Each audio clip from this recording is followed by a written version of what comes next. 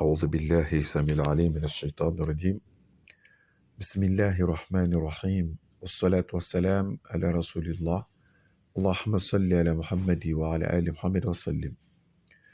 Mes chers frères, chers sœurs, aujourd'hui nous allons parler de la rancœur dans notre enseignement de vendredi. Nous devons savoir que la rancœur est un lourd fardeau qui accable celui qui la porte. Elle afflige son âme, corrompt sa pensée. La rancœur hante son esprit et accroît ses soucis et ses ennuis pour toute sa vie. Car quand on est rancunier, l'âme n'est plus tranquille et l'âme ne saurait avoir son Seigneur dans l'adoration, à travers laquelle Allah subhanahu wa ta'ala apaise l'âme. Mais quand elle est renfermée avec la rancœur, l'âme ne peut plus, à travers les adorations, avoir son Seigneur, parce qu'elle est enfermée avec l'obscurité de la rancœur. Il est vraiment étonnant que des musulmans continuent à porter ce type de fardeau, or pourtant qui peut impacter négativement leur relation avec Allah. La rancune dévore les vertus et prospère à leurs dépens. Allah subhanahu wa ta'ala nous a interdit d'avoir des pensées négatives à l'égard des gens et de garder des choses dans notre cœur à l'égard des personnes. Le musulman doit avoir le cœur limpide.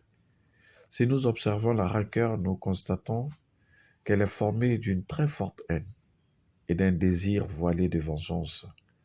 Or pourtant, le musulman doit se débarrasser de tout ce qui est vengeance, de tout ce qui est faire du mal à quelqu'un d'autre, parce que c'est ce que la rancœur nous enseigne.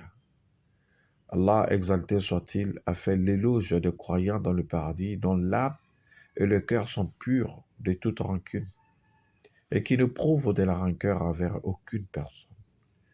Et donc ceci est le caractéristique des hommes du paradis. Celui qui n'a pas de rancœur dans son cœur est comme une personne de paradis sur la terre.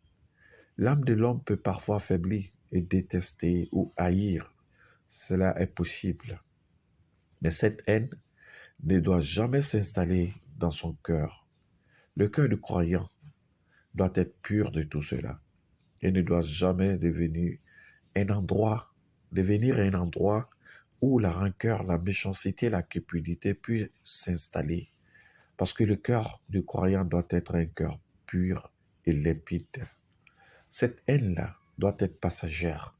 Lorsqu'on se met en colère et lorsque quelqu'un nous fait quelque chose, il faut peut-être se fâcher, là il n'y a pas de problème, mais garder cela dans le cœur, le musulman ne doit pas le faire. Quelle que soit la personne, nos proches, nos collaborateurs, les personnes qui sont avec nous à la maison, nos enfants, nos parents, ainsi de suite, surtout celles qui travaillent avec nous généralement ou ceux qui sont nos employés, il ne faut pas garder ces rancœurs-là. Même envers ceux déjà qu'on a fait du bien, généralement, on a de la rancœur dans le cœur contre ces personnes. Nous devons purifier notre cœur en sortant de tout ce qui est haine et de la cupidité, et de la méchanceté de nos cœurs. Nos cœurs doivent être dissipés rapidement, car le croyant est lié aux autres croyants par une fraternité culturelle étroite.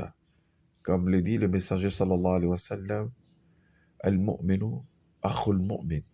Le croyant est le frère du croyant.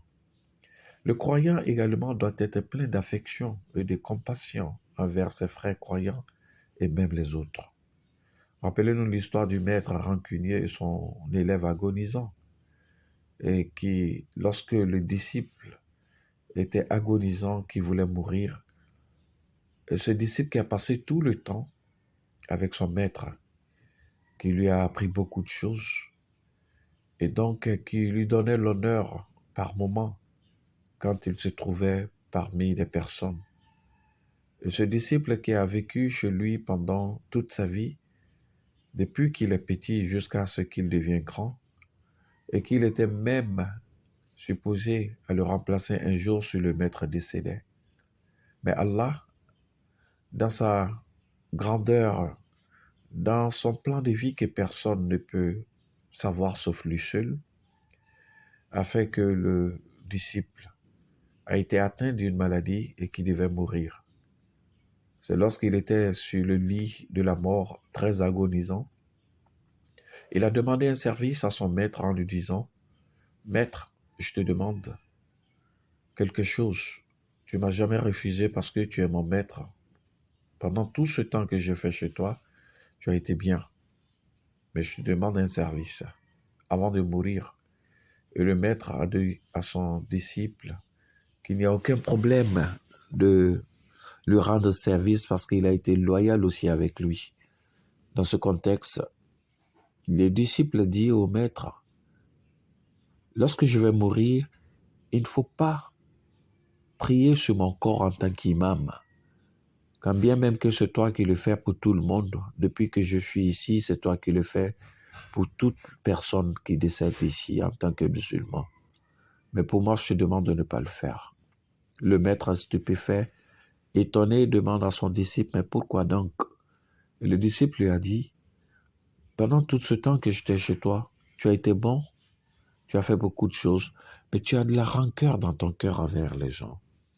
Toi qui ne peux pas pardonner aux gens, comment est-ce que tu pourras demander le pardon au Seigneur afin que moi, il me pardonne à travers toi, ton cœur ?»